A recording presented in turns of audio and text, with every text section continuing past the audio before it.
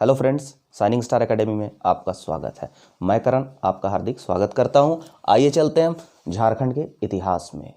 जैसा कि हम लोग पिछले वीडियो में हमने कहा था कि हम लोग जेपीएससी से संबंधित परीक्षा जो होने वाली है प्रीलिम्स, उसको ध्यान में रखते हुए आगामी आने वाले समय में तरह तरह के वीडियो जो झारखंड से संबंधित हो उसको बनाएंगे और पूरा जीएस के सिलेबस को कवर करते हुए हम लोग वीडियो बनाएंगे। उसी तरह मैंने सोचा कि जो झारखंड के बच्चे हैं, जो बिहार के बच्चे हैं, जो यूपी उड़ीसा के वैसे बच्चे जो तैयारी कर रहे हैं झारखंड की प्रतियोगिता परीक्षा की, जेपीएससी विशेष करके जेपीएससी प्रीलिम्स एग्ज़ाम की, तो उनके लिए पहले झारखंड से संबंधित जो 110 प्रश्न पूरे सिलेबस में पूछे जाएंगे उसको कवर करते हुए वीडियो को बनाया जाए, जो कि ज़्यादा प्राथमिकता होगी हमारी और मेरी टीम की, और ज़्यादा से ज़्यादा स्टूडेंट्स को वो सहयोग करेगा, मार्गदर्शन देगा और उनके लिए ज़्यादा फ़ायदेमंद रहेगा। तो चलिए, सिलेबस के अनुसार मैंने पिछले वीडियो में पूरे जेपीएससी के सिलेबस को डिस्कस किया हूँ, और ना उससे पहले वाले वीडियो में यूपीएससी के सिलेबस, बीपीएससी के सिलेबस, जेपीएससी के सिलेबस, वह पूरी परीक्षा प्रारूप की रूपरेखा को मैंने बताया है। और जेपीएससी के पूरे सिलेबस और रूपरेखा को बताते हुए यह आज मेरा तीसरा वीडियो है जिसमें मैंने झारखंड के इतिहास से संबंधित जो भी सिलेबस आयोग के द्वारा दिया गया है उस सिलेबस को ध्यान में रखते हुए आज ये वीडियो बनाया गया। तो चलिए, बिना समय को बर्बाद करते हुए हम लोग फटाफट चलते हैं। जैसे हमारा सेकंड जो पेपर है जेपीएससी प्रीलिम्स का, तो उसमें हमारे सेकंड पेपर जो द्वितीय पत्र है उससे हमको पूछा जाएगा टोटल 100 प्रश्न, ठीक है। और झारखंड से संबंधित ये 100 प्रश्न पूरे झारखंड से संबंधित रहेंगे, वह प्लस 10 क्वेश्चन और ये पेपर फर्स्ट में भी पूछे जाएंगे, वो भी झारखंड से संबंधित ही रहेंगे। यानी कि टोटल 110 क्वेश्चन जो रहेंगे हमारे, वो झारखंड से संबंधित रहेंगे, ठीक है दोस्तों। तो चलिए, 110 प्रश्नों की तैयारी के लिए हमारा यह पहला वीडियो है आज झारखंड से संबंधित, जिसको आप देखिए। और अगर आपको हमारा वीडियो अच्छा लगता है तो प्लीज़ सब्सक्राइब कीजिए, ज़्यादा से ज़्यादा शेयर कीजिए, लाइक कीजिए, ताकि सभी स्टूडेंट्स जो इसकी तैयारी कर रहे हैं उसे ज़्यादा से ज़्यादा उन्हें फ़ायदा मिले, ठीक है दोस्तों। चलिए, झारखंड का इतिहास के अंतर्गत आयोग के द्वारा मुंडा शासन व्यवस्था, पहड़ा पंचायत शासन व्यवस्था, ढोकलो सोहोर शासन व्यवस्था, नागवंशी शासन व्यवस्था, जातीय पंचायत शासन व्यवस्था इत्यादि सिलेबस हमें दिया गया है। और इनकी शासन व्यवस्था के बारे में जो सिलेबस है उससे हमें टोटल 8 क्वेश्चन पूछे जाएंगे। टोटल 8 क्वेश्चन पूछे जाएंगे। मुंडा शासन व्यवस्था से 1 क्वेश्चन पूछे जाएंगे, पहड़ा पंचायत शासन व्यवस्था से 1 क्वेश्चन पूछे जाएंगे, उसी प्रकार ढोकलो सोहोर शासन व्यवस्था से, उसी प्रकार मांझी परगना शासन व्यवस्था से, उसी प्रकार मुंडा मानकी शासन व्यवस्था से 1 क्वेश्चन, और 2 क्वेश्चन जातीय पंचायत शासन व्यवस्था से पूछे जाएंगे। तो हम लोग चलते हैं पहले मुंडा शासन व्यवस्था में। हम लोगों को बहुत ही इजी वे में मुंडा शासन व्यवस्था हम लोगों को याद हो जाएगा। मैं आपको इसी वीडियो में पूरा मुंडा शासन व्यवस्था याद करवा दूंगा। और इस वीडियो में मैंने 2 शासन व्यवस्था लिया है। तकरीबन हमारे 3 वीडियो में यह झारखंड, ये जितने भी जनजातीय शासन व्यवस्था का सिलेबस है वो हमारा कवर हो जाएगा। 3 वीडियो इसके लिए मुझे ज़्यादा से ज़्यादा लगेंगे। तो चलिए चलते हैं मुंडा शासन व्यवस्था। तो मूलतः यह माना जाता है विद्वानों के द्वारा कि मूलतः मुंडाओं की जो मूल भूमि थी वह तिब्बत थी। तिब्बत से आकर आए थे मुंडा। तो तिब्बत से मुंडा क्यों आए? तो वह अपने पशुओं के चारे के लिए, अपने जो वो घुमक्कड़ प्रजाति थे, अपनी उस ज़रूरत को पूरा करने के लिए मुंडा जो है वो तिब्बत से प्रवर्जित होकर भारत तकरीबन 600 बीसी में उनका आगमन हुआ, ठीक है। तो 600 बीसी यानी कि उत्तर वैदिक काल में मुंडा भारत आए, ठीक है। मुंडा झारखंड की तीसरी सर्वाधिक जनसंख्या वाली जनजाति है। यह क्वेश्चन काफ़ी पूछे जाते हैं कि झारखंड की तीसरी सर्वाधिक जनसंख्या वाली जनजाति कौन है। तो झारखंड की तीसरी सर्वाधिक जनसंख्या वाली जनजाति मुंडा है। क्वेश्चन ये नहीं पूछा जाएगा, क्वेश्चन आपसे पूछा जाएगा कि झारखंड में सर्वाधिक जनसंख्या वाली जनजाति कौन है, तो वह है संथाल। मैंने यहाँ क्रम से लिख दिया है, ये क्वेश्चन आएंगे। ये हर क्वेश्चन जेएसएससी की परीक्षा में, जेपीएससी की परीक्षा में या अन्य किसी भी झारखंड से संबंधित जो भी एग्जाम होते हैं उसमें हमेशा ये क्वेश्चन पूछा जाता है। तो झारखंड का सर्वाधिक जनसंख्या वाली जनजाति कौन है, संथाल है। इनकी जनजाति, ये संथालों की आबादी लगभग 24 लाख है। लगभग कितनी है, 24 लाख। दूसरी बड़ी जनजाति कौन है, तो दूसरी बड़ी जनजाति उरांव है। तीसरी मुंडा है, चौथी हो है, पांचवा खारवार है। आप कम से कम मुंडा तक याद रखिए कि झारखंड की तीसरी सर्वाधिक बड़ी जनसंख्या वाली जनजाति मुंडा है, सबसे ज्यादा बड़ा जनसंख्या वाला जाति संथाल है, उसके बाद उरांव है, फिर मुंडा है। ठीक है। झारखंड स्वयं को होड़क्को कहते हैं, चूंकि मुंडा जनजाति स्वयं को होड़को कहते हैं। मुंडा शासन व्यवस्था के बारे में पढ़ना है, क्वेश्चन भी वहीं से पूछा जाएगा।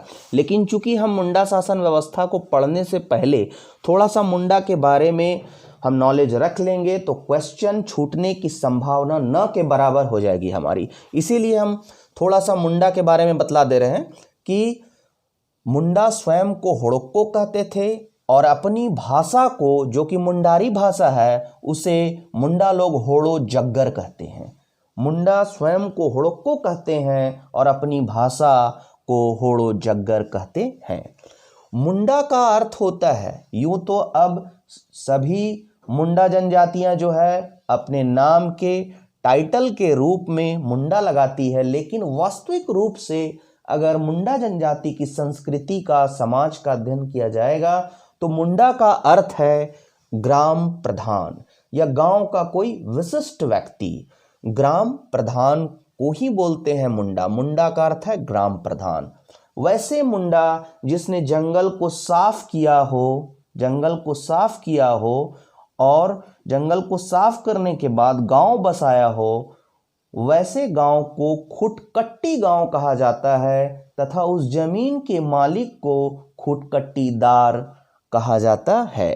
तो उसी खुटकट्टीदार, जो खुटकट्टीदार होते हैं, उसी का कोई वंशज ही गांव का प्रधान बनता है। उसी का कोई वंशज, जो उसी खूंट का, जिसने उस गांव को बसाया है, उसी का कोई वंशज ही ग्राम प्रधान, उसी को बनाया जाता है। मुंडा का अर्थ ग्राम प्रधान है, विशिष्ट व्यक्ति है।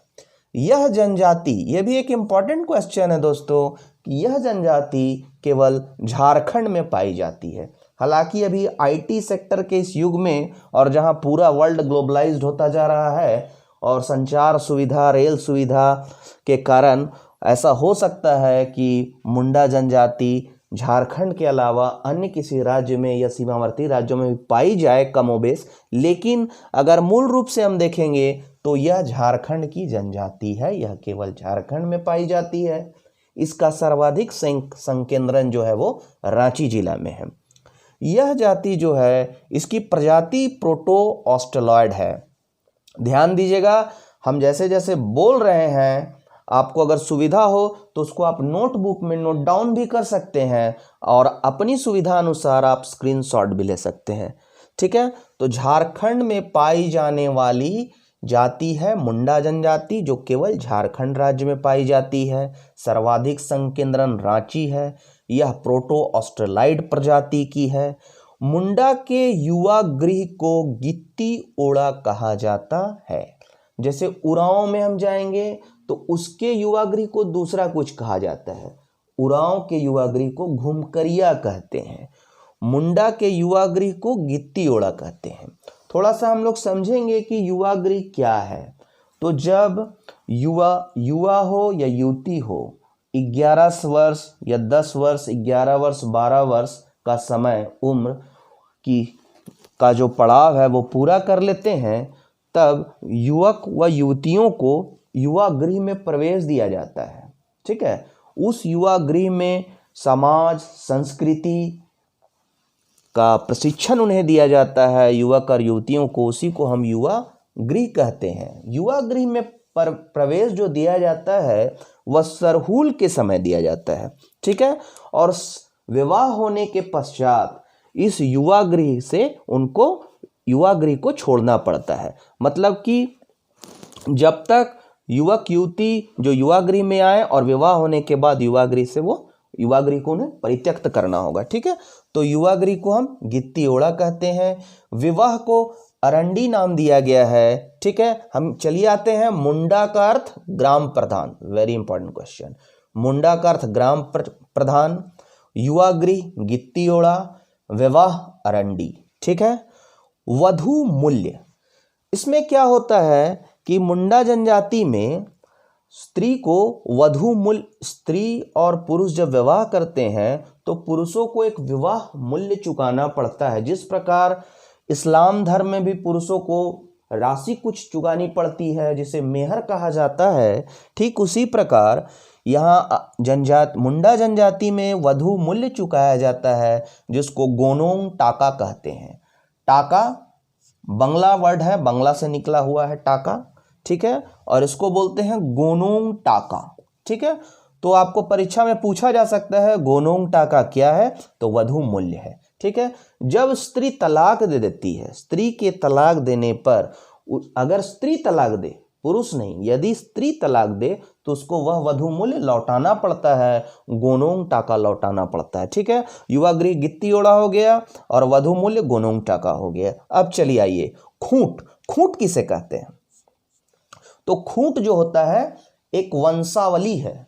जैसे उस खूंट से पता चलता है कि कोई व्यक्ति जो है उस वंशज का है, उस कुल का है, उस परिवार का है। यानी खूंट का मतलब हो गया परिवार, वंश, कुल, ठीक है। चलिए आगे बढ़ते हैं। सर्वप्रमुख देवता, मुंडा का सर्वप्रमुख देवता जो है वो सिंह बोंगा है। क्या है? मुंडा जनजाति का सर्वप्रमुख देवता सिंह बोंगा है। जिस प्रकार उरांव जनजाति जो है उनका प्रमुख देवता धर्मेश कहलाता है, मुंडा जनजाति जो है उनका सर्वप्रमुख देवता जो है वो सिंह बोंगा है। पूजा स्थल सरना कहलाता है। और पंचायत स्थल, जहां ग्राम पंचायत की बैठक होती है उसे अखड़ा कहा जाता है। इसी अखड़ा में रात्रि के समय यह अखड़ा नृत्य, गीत, संगीत अर्थात सांस्कृतिक कला का केंद्र हो जाता है, ठीक है। तो अखड़ा क्या है? अखड़ा एक ऐसा स्थल है जहां युवक युवतियां नृत्य करते हैं। यह सांस्कृतिक कला का केंद्र है। यहां पर पंचायत की बैठक भी होती है। सरना जो है वो आदिवासियों का पूजा स्थल है। न केवल मुंडा जनजाति अपितु हम अधिकांश जनजातियों के पूजा स्थल को सरना स्थल ही कहते हैं। और पंचायत स्थल और सांस्कृतिक केंद्र, हम जितनी भी जनजातियां पढ़ेंगे उसमें आप गौर कीजिएगा, बहुत इंपॉर्टेंट है ये कि आप गौर कीजिएगा। हम जितनी भी जनजाति पढ़े, मुंडा पढ़े, उरांव पढ़े, संथाल पढ़े, हो पढ़े, सब में पूजा स्थल को सरना कहेंगे और सांस्कृतिक केंद्र नृत्य संगीत जहां होता है और पंचायत की बैठक जहां होती है उसे हम अखड़ा कहेंगे, ठीक है। हाँ, नाम में, देवता के नाम में अंतर होगा। जैसे उरांव का प्रमुख देवता धर्मेश, इसका सिंह बोंगा। चलिए ये भी सेम आपको पाया जाएगा। पूर्वजों की हड्डियां जहां दबी होती है, यानी जहां मृतक टीला होता है, जो कब्रिस्तान होता है, उसको हम क्या बोलते हैं दोस्तों? तो उसको हम शासन कहते हैं। क्या बोलते हैं? शासन। और इस मृतक टीला में पूर्वजों की हड्डी जहां दबी होती है उसके ऊपर मुंडा जनजाति के लोग, आदिवासी लोग क्या करते थे? उसमें बड़े बड़े महापाषाण, बड़ी बड़ी शिलाखंड रखते थे। उसको हम बोलते हैं शासनहड़गढ़ी। शासनहड़गढ़ी। तो ठीक है, जहां पर जो कब्रिस्तान है, जहां हड्डी दबा हुआ है, उसको हम शासन कहेंगे। जो पूजा स्थल है उसको सरना कहेंगे। पंचायत स्थल को अखड़ा कहेंगे। जहां मृतकों की स्मृति में शिलाखंड है उसको शासनहड़गढ़ी कहेंगे। शासनहड़गढ़ी या शासन दीरी कहेंगे, ठीक है। अब कुछ बात, मुंडा आए क्यों? तो मुंडा सबसे पहले कैसे आए? तो 21,000 मुंडा जो है सबसे पहले झारखंड की भूमि पर आए 600 BC में तिब्बत से। ऐसा माना जाता है, अलग अलग पुस्तकों में यह लिखा गया है कि रीसा मुंडा, एक नाम के व्यक्ति थे मुंडा जनजाति के, रीसा मुंडा। वह सुनहले देश की खोज में सबसे पहले रीसा मुंडा 21,000 मुंडाओं के साथ झारखंड की धरती पर आए थे।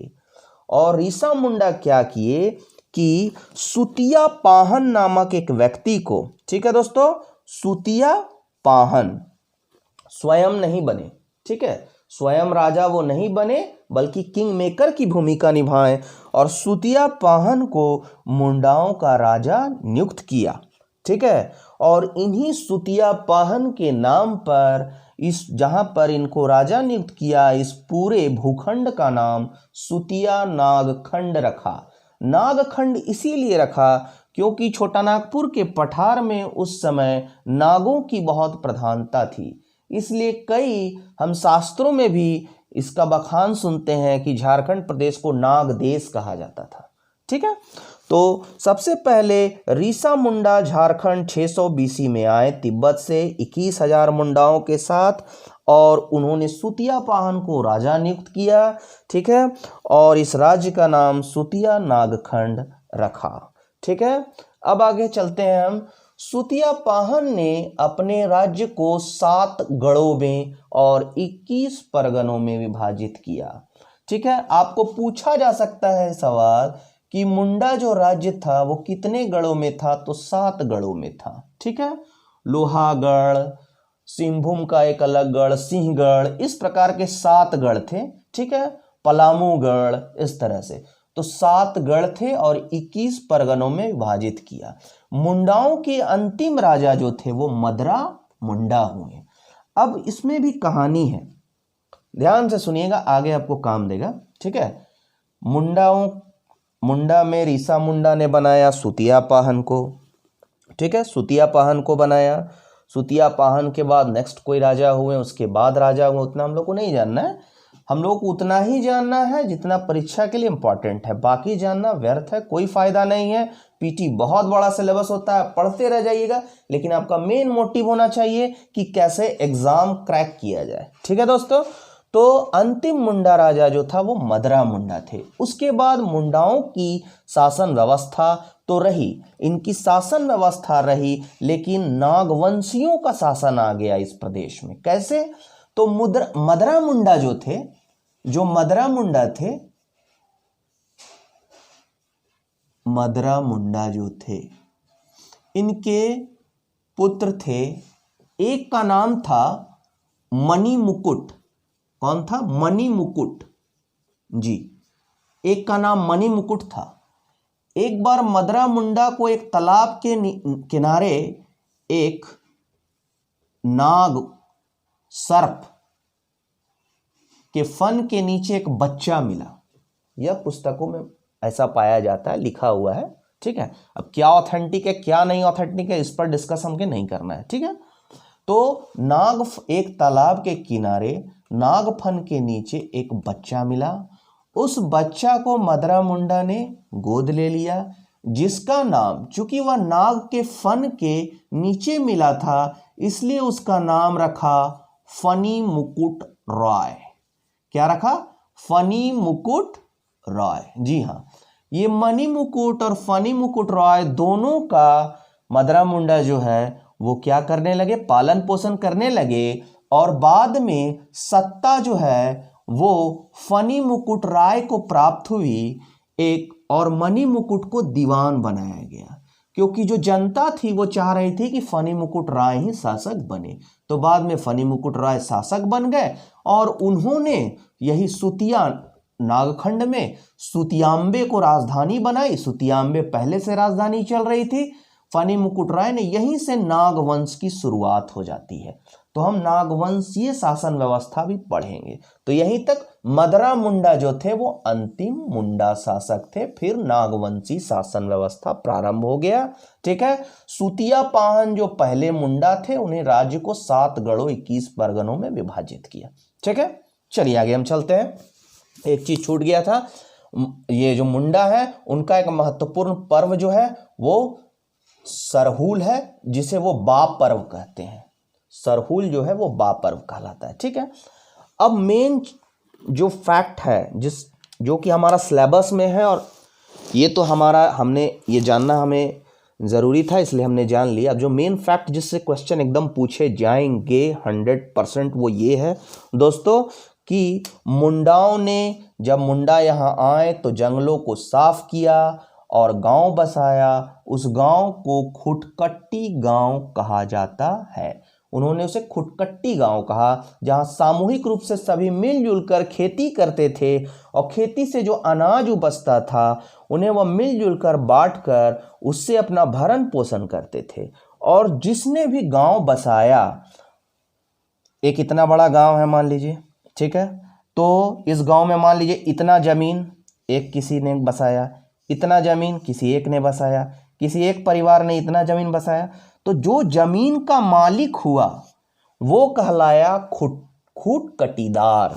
क्या कहलाया दोस्तों? वो कहलाया खूटकटीदार। और जो गांव है उसको बोलते हैं खूटकट्टी गांव, और जमीन को बोलते हैं खुटकट्टी जमीन।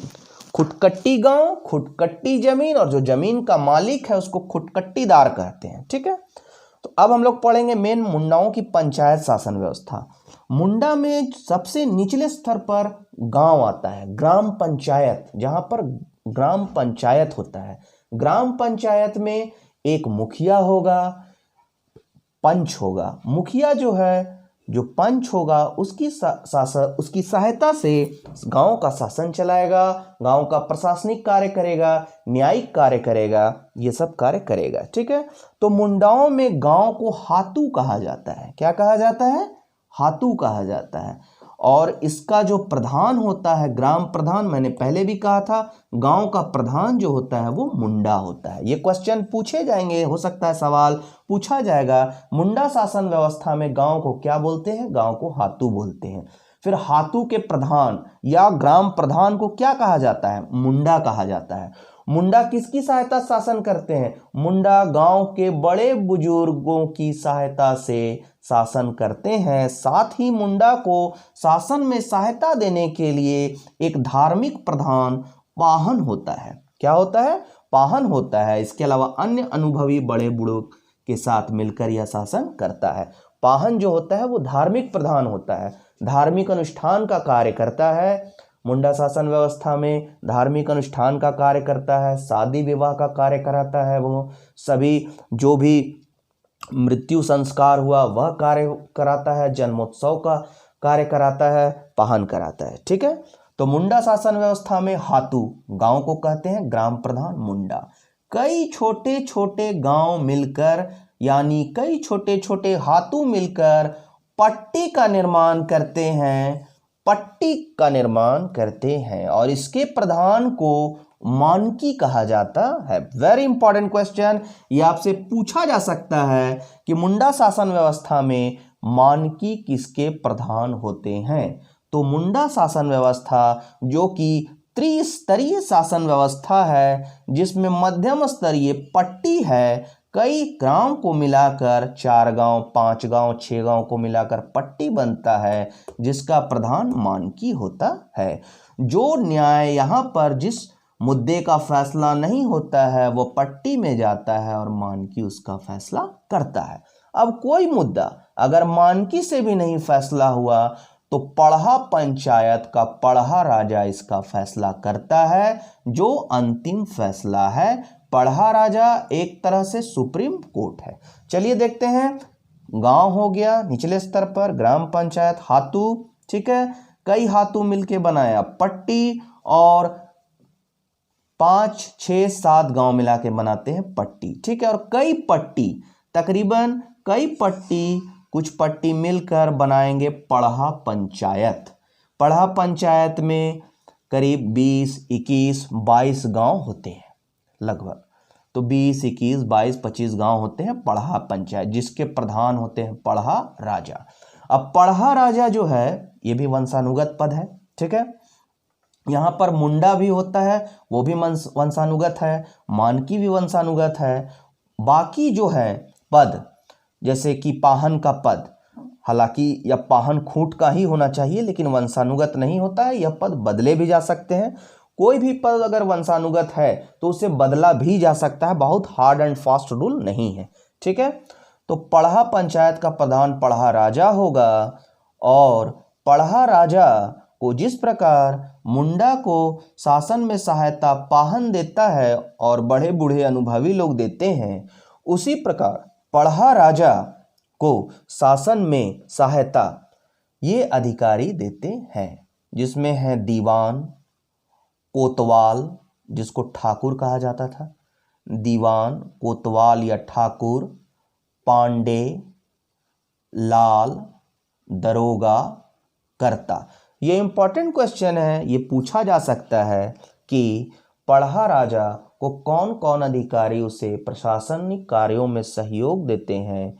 तो आपको याद होना चाहिए कि दीवान है, कोतवाल है, पांडे है, लाल है, दरोगा है, कर्ता है, ये सब कार्यपालक पदाधिकारी हैं जो कि पढ़ा राजा को शासन व्यवस्था में साथ देते हैं। ठीक है, इस पूरे मुंडा शासन व्यवस्था में कहीं पर भी जनता पर लगान नहीं लगाया जाता था, कहीं पर जनता पर टैक्स नहीं लगाया जाता था, कोई टैक्स व्यवस्था नहीं थी। एक इंपॉर्टेंट क्वेश्चन और है कि इस मुंडा शासन व्यवस्था में पूछा जा सकता है क्या महिलाओं की भागीदारी थी इस मुंडा पंचायती शासन व्यवस्था में। तो इस मुंडा पंचायती शासन व्यवस्था में महिलाओं की भागीदारी नहीं होती थी, जबकि उरांव की जो पंचायती शासन व्यवस्था जो है, जो कि मुंडाओं की ही शासन व्यवस्था से प्रेरित है। जिस प्रकार यहाँ देखते हैं कि कई ग्राम मिला के पट्टी बना और पढ़ा पंचायत बना पट्टी मिलके, उसी प्रकार उसके शासन व्यवस्था को भी पढ़ा पंचायत शासन व्यवस्था ही कहा जाता है, किंतु उसमें महिलाओं और पुरुषों दोनों की भागीदारी थी। ठीक है, तो ये क्लियर हो गया। इसमें आपको सबसे इंपॉर्टेंट क्वेश्चन यह है कि मुंडाओं की जो शासन व्यवस्था है उसमें पूछ देगा, आपको एक सेंटेंस दे देगा इस तरह से, उसको उसमें पूछ देगा कि उस मुंडा शासन व्यवस्था में कई गांवों को मिलाकर क्या बनता था। तो कई गांव को मिलाकर पट्टी बनता था। पट्टी के ऊपर क्या था, तो पढ़ा पंचायत शासन व्यवस्था था। आपको यह त्रिस्तरीय शासन व्यवस्था पूरी तरह दिमाग में रखना पड़ेगा। ठीक है दोस्तों, चलिए हम लोग आगे चलते हैं। अब मुंडा शासन व्यवस्था के बाद हम लोग आते हैं उरांव की शासन व्यवस्था।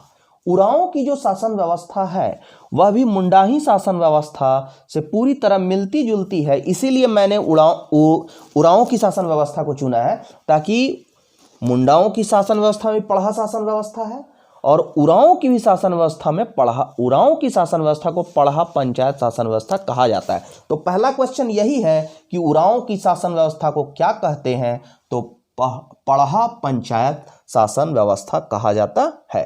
पढ़ा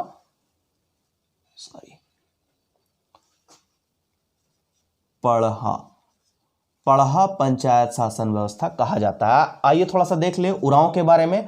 तो उरांव जो थे वो द्रविड़ प्रजाति के थे, क्योंकि इनका जो मूल निवास था वो दक्कन था। ठीक है, तो वो दक्षिण भारत दक्कन से, जो महाराष्ट्र का क्षेत्र है, जो आंध्र प्रदेश का क्षेत्र है और जो प्रायद्वीपीय भारत का क्षेत्र है, दक्कन से जो है वो आए उरांव।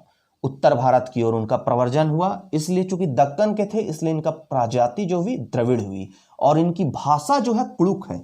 कई बार दोस्तों एग्जाम में क्वेश्चन पूछा गया है कि उरांव की भाषा क्या है। मुंडाओं की भाषा मुंडारी है, लेकिन वो लोग स्वयं को मुंडारी भाषा को क्या बोलते हैं, अपनी भाषा को होड़ो जग्गर। ठीक है, उसी तरह ये जैसे कि होड़ो जग्गर बोलते हैं, लेकिन इनकी भाषा उरांव की भाषा क्या है, कुड़ुक है। ठीक है, यह झारखंड की दूसरी है सबसे बड़ी जनजाति। पहली कौन है, पहली हमने बता दिया है आपको कि पहली संथाल है, इससे भी क्वेश्चन पूछे जाते हैं। पहली संथाल है, दूसरा उरांव है, तीसरा मुंडा है। ठीक है, उसके बाद हो और खरवार है। तो झारखंड की दूसरी, भारत की चौथी सर्वाधिक जनसंख्या वाली जनजाति है। ठीक है, उरांव भारत की चौथी सबसे बड़ी जनसंख्या वाली जनजाति है और झारखंड की दूसरी बड़ी जनसंख्या वाली जनजाति है। इनकी भाषा कुड़ुक है। इनका सर्वाधिक संकेंद्रण छोटानागपुर के पठार में है।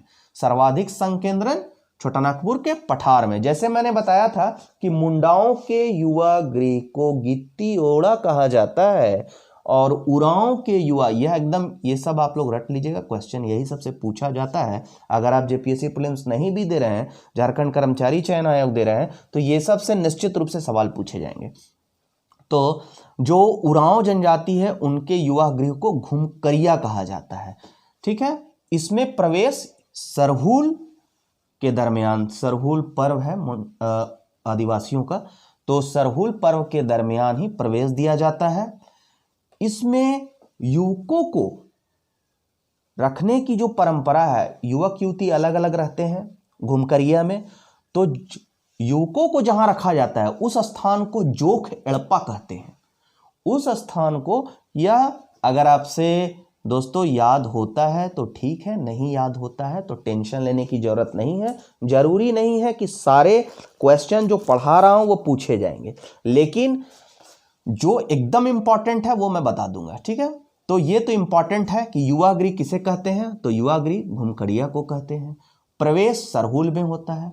युवाओं को जहां रखा जाता है उसे जोख एड़पा, जहां युवतियों को रखा जाता है वहां पेल एड़पा, उसे पेल एड़पा कहते हैं। ओके, जोख एड़पा, पेल एड़पा, युवा गृह का नाम घुमकरिया। चलिए, इन लोग के सर प्रमुख देवता हम बता चुके हैं उरांव का धर्मेश।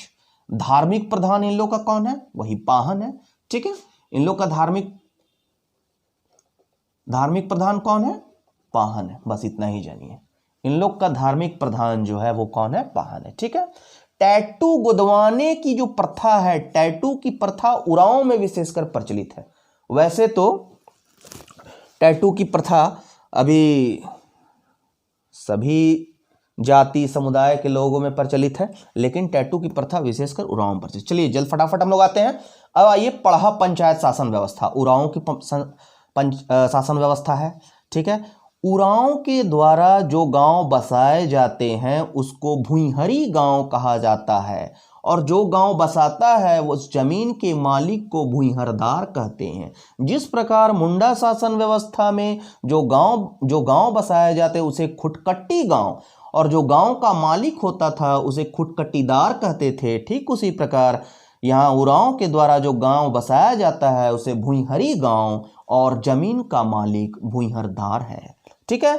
उरांव की पारंपरिक शासन व्यवस्था में पुरुष और महिलाएं दोनों होती है, ठीक है। ये मैंने इसी तरह एक फैक्ट लिख दिया है कि उरांव की 2 वीरांगना का नाम मुझे अचानक से याद आया, मुझे मिला तो मैंने लिख दिया, सीनई दई और कलई दई। आप पढ़ते पढ़ते इसको कहीं भी नोटबुक में नोट डाउन कर सकते हैं कि 2 वीरांगना थी, सीनई दई और कलई दई। ये इनकी एक कहानी है वीर गाथा की, अंग्रेजों से लड़ते लड़ते ये शहीद हो गई थी, जिसके बारे में बाद में पढ़ा जाएगा। और इन्हीं के याद में उरांव जनी शिकार नामक एक पर्व मनाते हैं प्रत्येक 12 वर्ष पर। प्रत्येक 12 वर्ष में जनी शिकार, उसमें स्त्रियां जो है वो शिकार खेलने के लिए निकलती है पुरुषों का वेश धारण करके, ठीक है। तो वो चलिए हम लोग पढ़ेंगे, बाद में पढ़ेंगे नेक्स्ट टॉपिक में। तो उरांव की पारंपरिक शासन व्यवस्था में पुरुष महिला दोनों शामिल थे, लेकिन मुंडा शासन व्यवस्था में ऐसा नहीं था, केवल पुरुष थे। पढ़ा पंचायत में आने वाले ग्रामों में से, चलिए इसको हम नीचे पहले समझ लेते हैं, उसके बाद उस पर आएंगे हम, चलिए ठीक है। तो आप देख रहे हैं जैसे कि हम लोग मुंडा में सबसे निचले स्तर पर हमने ग्राम देखा था, ठीक है, सबसे पहले ग्राम हमने देखा था। उसी प्रकार ठीक उरांव पंचायती शासन व्यवस्था में सबसे पहले ग्राम है, ठीक है, जिसको हम लोग भुईहर गांव कहते हैं, हमने ऊपर पढ़ा। अब इसमें मुंडाओं में ग्राम प्रधान को मुंडा कहा जाता था, इसमें ग्राम प्रधान को महतो कहते हैं। Very important question. Oraon panchayat शासन व्यवस्था, उरांव शासन व्यवस्था जो है, पढ़ा पंचायत शासन व्यवस्था में ग्राम प्रधान को महतो कहते हैं, ठीक है। इस महतो को जो जमीन मिलता है उसको महतई जमीन कहते हैं। यह जो महतो होता है वह भुईहर खूंट का होना चाहिए, भुईहर कुल का होना चाहिए, ठीक है। तो उसमें मुंडा शासन व्यवस्था में मुंडा, इसमें ग्राम प्रधान को महतो कहते हैं, ठीक है।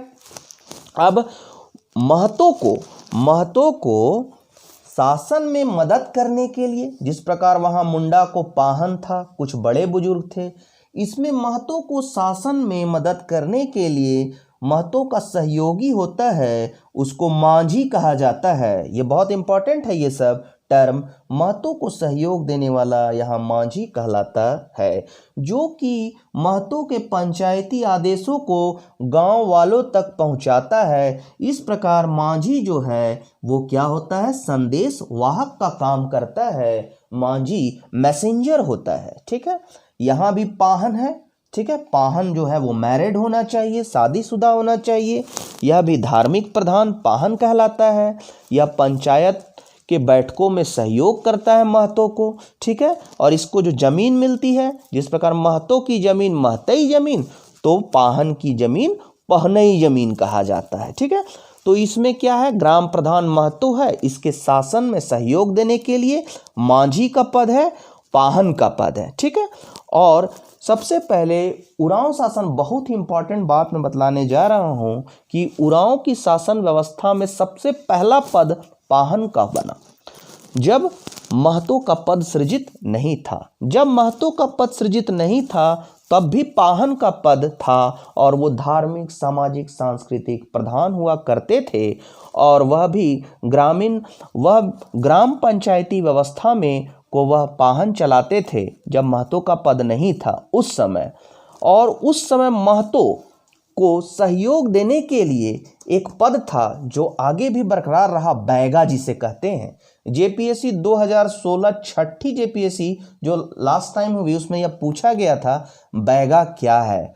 तो जिस समय महतो का पद नहीं था उस समय पाहन का यह सहयोगी था, यह ग्रामीण देवता का पुजारी था, ग्राम पुरोहित था। बैगा क्या था, ग्राम देवता का पुजारी था। एक प्रकार का पाहन का सहयोगी कह लीजिए, ग्राम देवता का पुजारी कह लीजिए, ग्राम पुरोहित लौकिक प्रधान था। ठीक है, तो बैगा को आप जरूर याद रखें, बैगा को याद रखें, पाहन को याद रखें, महतो को याद रखें, मांझी को याद रखें। ठीक है, तो बैगा पाहन का सहयोगी है, ग्राम देवता का पुरोहित है और लौकिक प्रधान है।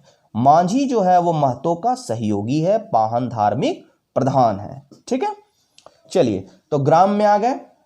अब ग्राम जो यहाँ पर हमने देखा था कि गांव जिसे हातू कहते थे, मुंडा शासन व्यवस्था, गांव के बाद पट्टी था, लेकिन उरांव शासन व्यवस्था में पट्टी का कंसेप्ट, पट्टी की अवधारणा समाप्त कर दी गई और डायरेक्ट हम लोग पहुंच गए पढ़ा पंचायत में। ठीक है, यही हम लोग को अंतर बांटना होगा कि उरांव की जो शासन व्यवस्था है, पढ़ा पंचायत शासन व्यवस्था, ग्राम से हम लोग पट्टी न बोल के हम लोग आ जाएंगे पढ़ा पंचायत शासन व्यवस्था में, जिसका प्रधान पढ़ा राजा था।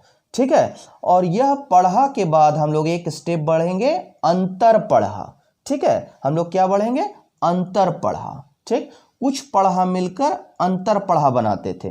तो ये भुईहर गांव हो गया, 5, 10, 15, 21, 22 गांव मिलकर पढ़ा पंचायत बनाए, कुछ पढ़ा मिलकर अंतर पढ़ा बनाया। ठीक है, अंतर पढ़ा का प्रधान पढ़ा दीवान था। यह एक तरह का सुप्रीम कोर्ट था जो कि सभी पढ़ा राजाओं के साथ समन्वय रखता था, और जब कोई फैसला महतो से नहीं होता था, किसी मुद्दे पर पढ़ा राजा फैसला नहीं दे पाता था, तब पढ़ा दीवान पढ़ा राजा के साथ विचार विमर्श करके उनसे समन्वय स्थापित करके अंतिम निर्णय देता था। तो उरांव शासन व्यवस्था भी त्रिस्तरीय हुई। एक भुईहर गांव सबसे निचला स्तर हो गया, उसके ऊपर पट्टी का कॉन्सेप्ट नहीं है, पढ़ा पंचायत शासन व्यवस्था है और अंतर पढ़ा है।